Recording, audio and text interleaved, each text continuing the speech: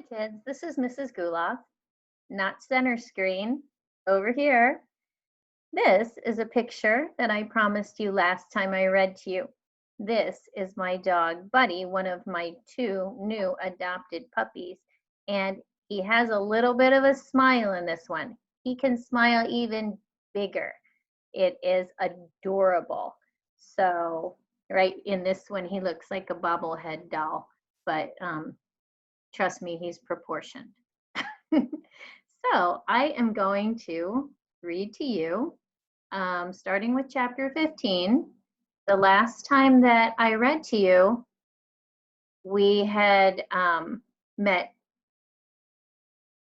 Gloria Dump, and she had talked about how she had done some bad things in her life, made some mistakes, but she keeps a tree in her backyard with bottles hanging up, and when she hears them hit each other, then it reminds her of her mistakes.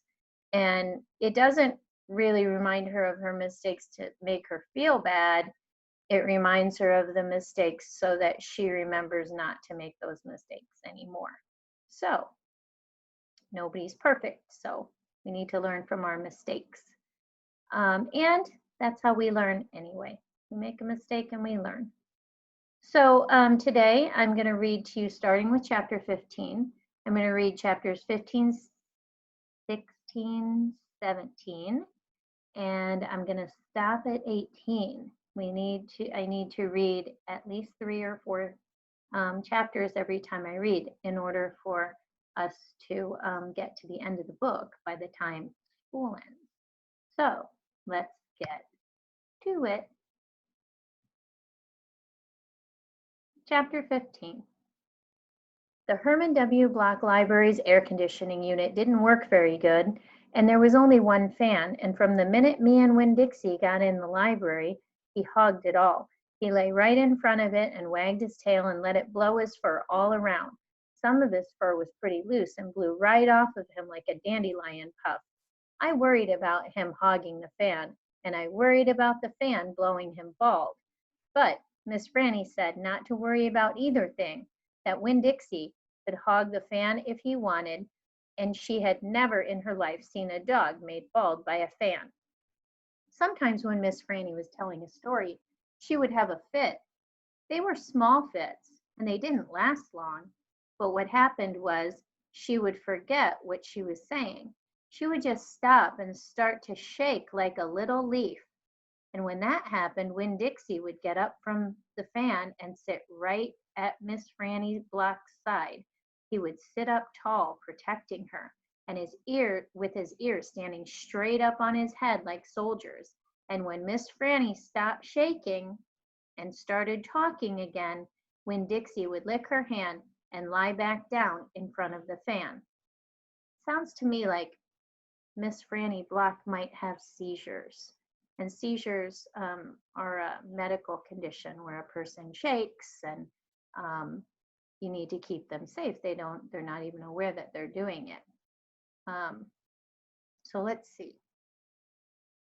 Whenever Miss Franny had one of her fits, it reminded me of Winn Dixie in a thunderstorm.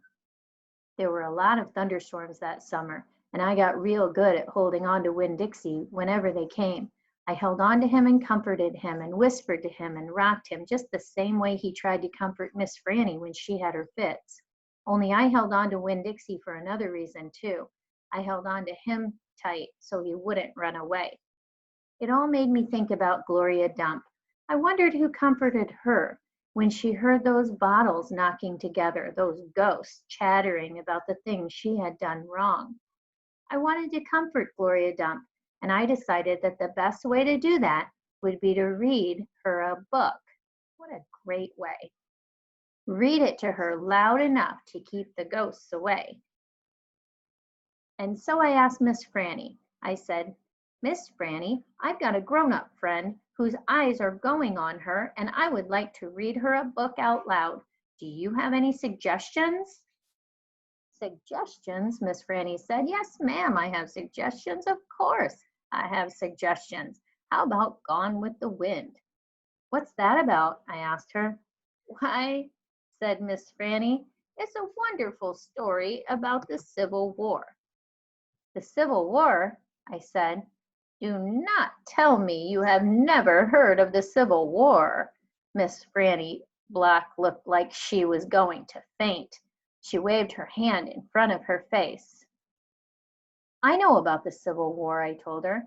"That was a war between the South and the North over slavery." "Slavery, yes," said Miss Franny. "It was also about states' rights and money. It was a terrible war. My great-grandfather fought in that war. He was just a boy." "Your great-grandfather?" "Yes, ma'am. Litmus W. Block. Now, there's a story." Winn-Dixie yawned real big and lay down on his side with a thump and a sigh. I swear he knew that phrase, "Now there's a story," and he knew it meant we weren't going anywhere real soon. "Go ahead and tell it to me, Miss Franny," I said, and I sat down cross-legged next to Winn-Dixie. I pushed him and tried to get him to share the fan, but he pretended he was asleep and he wouldn't move. I was all settled in and ready for a good story when the door banged and pinch-faced Amanda Wilkinson came in. Winn-Dixie sat up and stared at her. He tried out a smile on her, but she didn't smile back, and so he lay down again. "I'm ready for another book," Amanda said, slamming her book down on Miss Franny's desk. "Well," said Miss Franny, "maybe you wouldn't mind waiting. I am telling India Opal a story about my great-grandfather. You are, of course, more than welcome to listen. It will be just 1 minute." Amanda sighed a real big dramatic sigh and stared past me. She pretended like she wasn't interested, but she was. I could tell. "Come sit over here," said Miss Franny. "I'll stand, thank you," said Amanda. "Suit yourself," Miss Franny shrugged. Now where was I? Oh yes, Litmus W. Block. Chapter 16. Because of Winn-Dixie.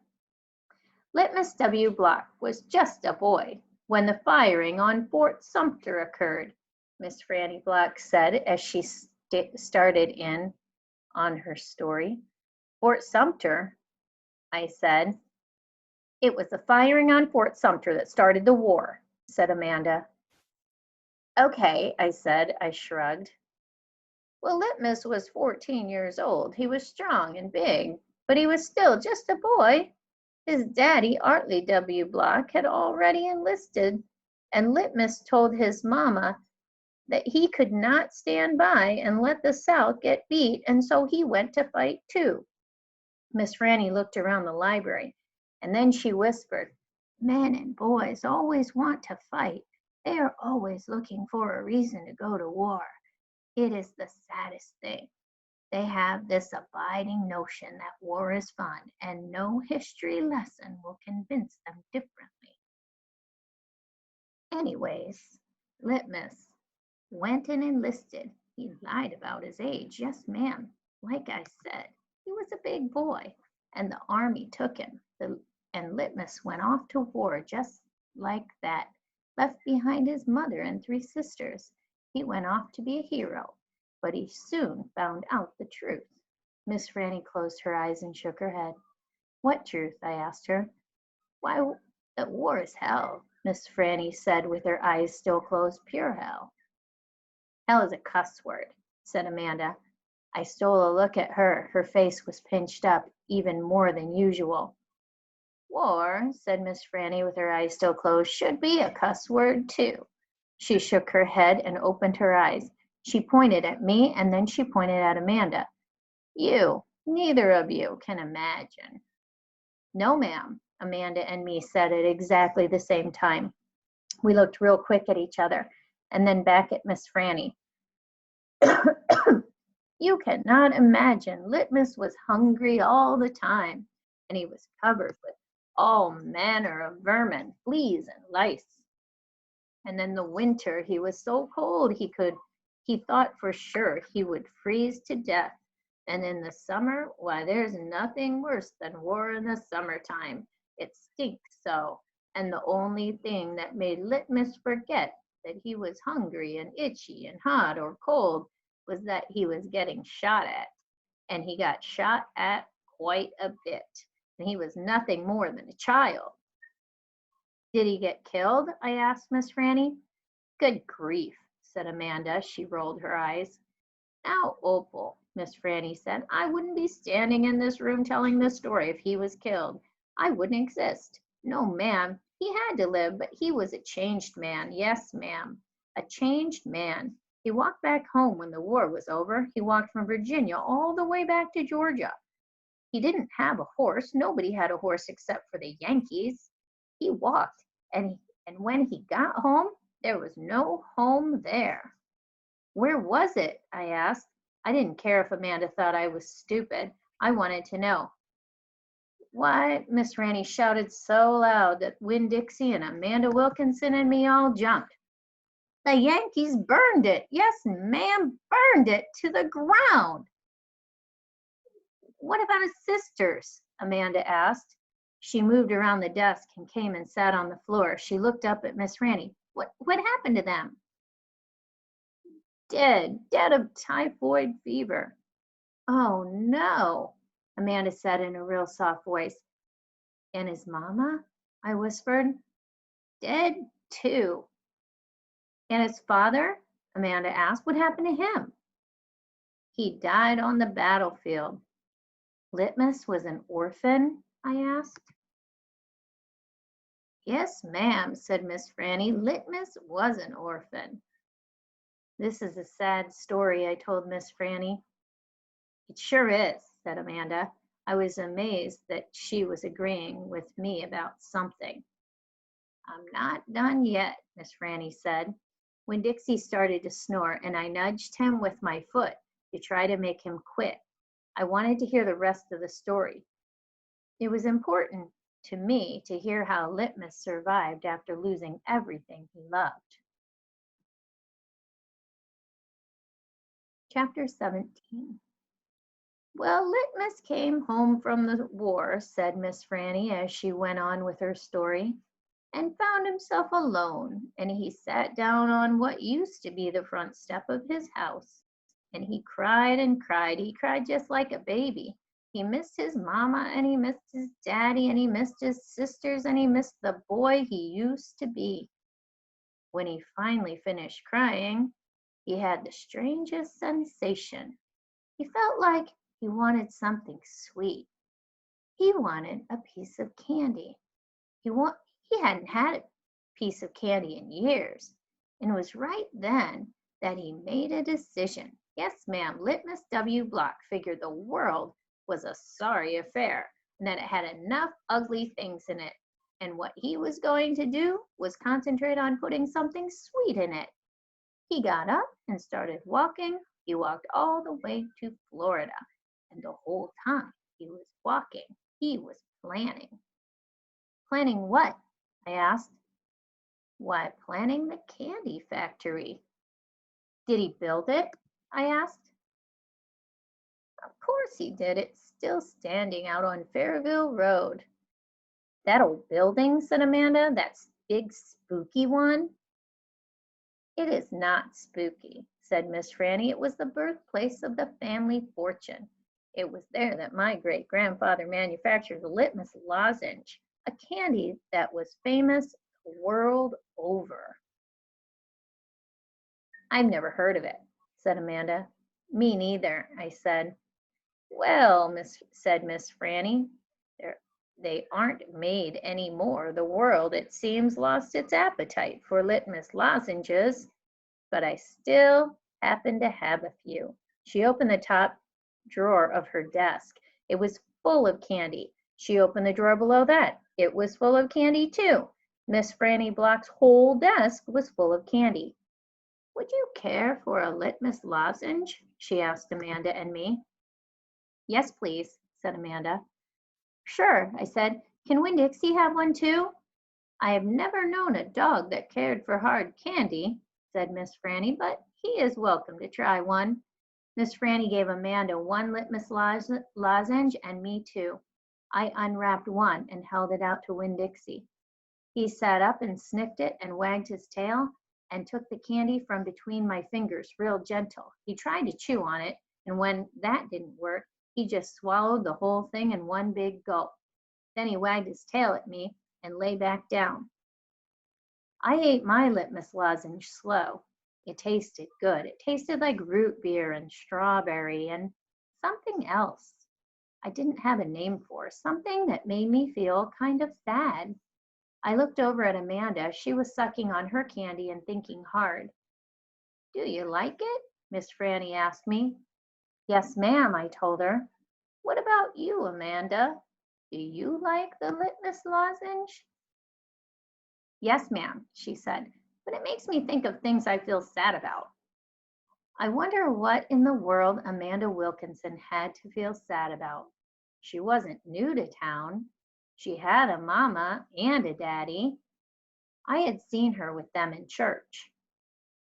There's a secret ingredient in there, Miss Franny said. I know it, I told her. I can taste it. What is it? Sorrow, Miss Franny said.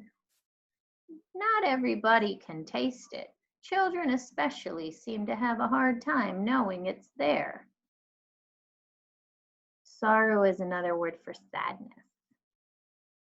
I taste it, I said. Me too, said Amanda. Well then, Miss Franny said, you've probably both had your share of sadness. I had to move away from Watley and leave all my friends, I said. That is one sadness I have had. And Dunlap and Stevie Dewberry are always picking on me. That's another sadness. And the biggest one, my biggest sadness, is that my mama left me when I was still small, and I can hardly remember her. I keep hoping I'll get to meet her and tell her some stories. It makes me miss Carson, said Amanda. She sounded like she was going to cry. I have to go. And she got up and almost ran out of the Herman W. Black Memorial Library. Who's Carson? I asked Miss Franny. She shook her head. Sorrow, she said. It is a sorrow-filled world. But how do you put that in a piece of candy? I asked her. How do you get that taste in there? That's the secret, she said. That's why Litmus made a fortune. He manufactured a piece of candy that tasted sweet and sad at the same time. Can I have a piece of candy to take to my friend Gloria Dump, and another one to take to Otis down at Gertrude's Pets, and one for the preacher, and one for Sweetie Pie too? You may have as many as you want, said Miss Franny. So I stuffed my pockets full of litmus lozenges, and I thanked Miss Franny for her story, and I checked out Gone with the Wind, which was a very big book. And I told Winn Dixie to get up, and the two of us left and went over to Gloria Dump's. I rode right past the Dewberry's house. Dunlap and Stevie were playing football in the front yard, and I was just getting ready to stick my tongue out at them, but then I thought about what Miss Franny said about war being hell, and I thought about what Gloria Dump said about not judging them too hard, and so I just waved instead. They stood and stared at me, but when I was almost all the way past, I saw Dunlap put his hand up in the air and wave back. Hey, he hollered. Hey, Opal. I waved harder, and I thought about Amanda Wilkinson and how it was neat that she liked a good story the same way as I did. And I wondered again, who was Carson? Okay, so if you are in my class, I would like you to stop the video right now and get out a piece of paper and make a prediction. I would like you to write on that piece of paper, who do you think Carson is? Okay, he's somebody to Amanda, and she has some sadness connected to him because she thought of him when she was eating the litmus lozenge. Okay, so write down what you think. That is your prediction, and maybe in chapter 18 we will get an answer or some clarification to that question, to the question of who is Carson, and see if your prediction is correct. Okay, chapter 18. When we got to Gloria Dumps, I told her I had 2 surprises for her and asked which one did she want first, the small one or the big one. The small one, said Gloria. I handed her the litmus lozenge and she moved it around in her hands, feeling it. Candy? She said. Yes, ma'am, I told her. It's called a litmus lozenge. Oh, Lord, yes, I remember these candies. My daddy used to eat them. She unwrapped the litmus lozenge and put it in her mouth and nodded her head. Do you like it? I asked her. Mm-hmm. She nodded her head slowly. It tastes sweet, but it also tastes like people leaving. You mean sad? I asked. Does it taste like sorrow to you? That's right, she said. It tastes sorrowful but sweet. Now, what's surprise number 2? A book, I said. A book? Uh-huh, I said. I'm going to read it out loud to you. It's called Gone with the Wind. Miss Franny says it's a great book. It's about the Civil War. Do you know all about the Civil War? I have heard it mentioned a time or 2, said Gloria, nodding her head and sucking on her litmus lozenge. It's going to take us a long time to read this book, I told her. There are 1,037 pages. Woo-wee, said Gloria. She leaned back in her chair and crossed her arms on her stomach. We best get started then. And so I read the first chapter of Gone with the Wind out loud to Gloria Dump. I read it loud enough to keep her ghosts away. And Gloria listened to it good. And when I was done, she said it was the best surprise she had ever had, and she couldn't wait to hear chapter 2. That night, I gave the preacher his litmus lozenge right before he kissed me goodnight. What's this? He said. It's some kind of candy that Miss Franny's great-grandfather invented. It's called a litmus lozenge. The preacher unwrapped it and put it in his mouth, and after a minute, he started rubbing his nose and nodding his head. Do you like it? I asked him. It has a peculiar flavor. Root beer? I said. Something else. Strawberry? That too, but there's still something else. It's odd. I could see the preacher getting further and further away. He was hunching up his shoulders and lowering his chin and getting ready to pull his head inside his shell. It almost tastes a little melancholy, he said. Melancholy? What's that? Sad, said the preacher. He rubbed his nose some more. It makes me think of your mother. So sad and sorrow and now melancholy, all of those 3 things mean the same. Synonyms. Winn Dixie sniffed at the candy wrapper in the preacher's hand. It tastes sad, he said, and he sighed. It must be a bad batch. No, I told him. He sat up in bed. That's the way it's supposed to taste. Litmus came back from the war, and his whole family was dead. His daddy died fighting, and his mama and his sisters died from a disease, and the Yankees burned his house down. Litmus was sad, very sad. And what he wanted more than anything in the whole world was something sweet. So he built a candy factory and made litmus lozenges. And he put all the sadness he was feeling into the candy. My goodness, said the preacher. Winn Dixie snuffed the candy wrapper out of the preacher's hand and started chewing on it. Give me that, I said to Winn Dixie, but he wouldn't give it up. I had to reach inside his mouth and pull it out. You can't eat candy wrappers, I told him. The preacher cleared his throat. Thought he was going to say something important. Maybe tell me another thing that he remembered about my mama. But what he said was, Opal, I had a talk with Mrs. Dewberry the other day. She said that Stevie says that you call him a bald-headed baby. It's true, I said, I did. But he calls Gloria Dump a witch all the time, and he calls Otis retarded, and once he even said that his mama said I shouldn't spend all my time with old ladies. That's what he said. I think you should apologize, said the preacher. Me? I said. Yes, he said.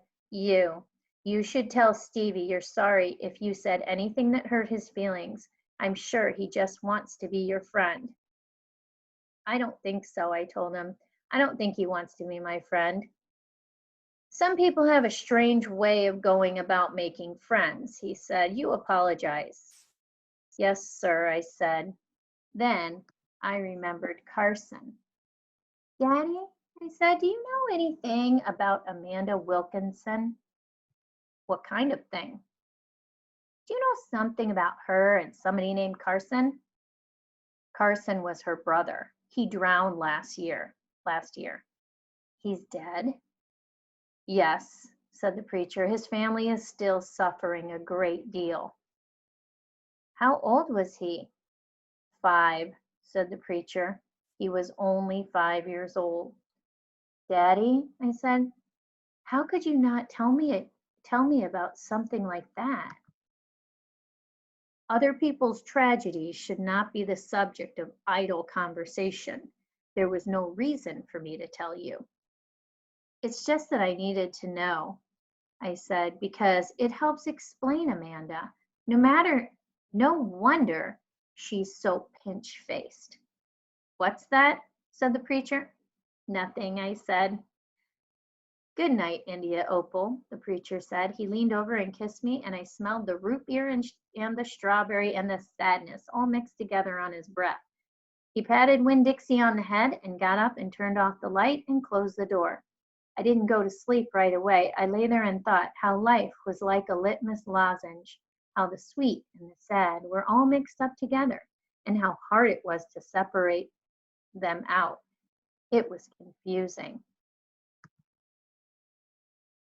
Daddy, I shouted. After a minute, he opened the door and raised his eyebrows at me. What was the word you said? The word that meant sad? Melancholy, he said. Melancholy, I repeated. I liked the way it sounded, like there was music hidden somewhere inside it. Good night now, the preacher said. Good night, I told him back. I got up out of bed and unwrapped a litmus lozenge and sucked on it hard and thought about my mama leaving. That was a melancholy feeling. And then I thought about Amanda and Carson, and that made me feel melancholy too. Poor Amanda, and poor Carson. He was the same age as Sweetie Pie, but he would never get to have his 6th birthday party. I got up out of bed and unwrapped a litmus lozenge and sucked on it hard and thought about my mama leaving. Oh, wait, sorry. That is a repeated paragraph. So that is the end of chapter 18. So today we did 15, 16, 17, and 18. And we will do another 4 soon. So stay tuned and watch YouTube. And I hope you enjoyed this reading. If you would like to go to the Allen County Public Library site, go to the virtual library and Tumble Books. And then there's a tab that says eBooks. You can always click on that and read the book yourself. Thank you and have a good day. Bye.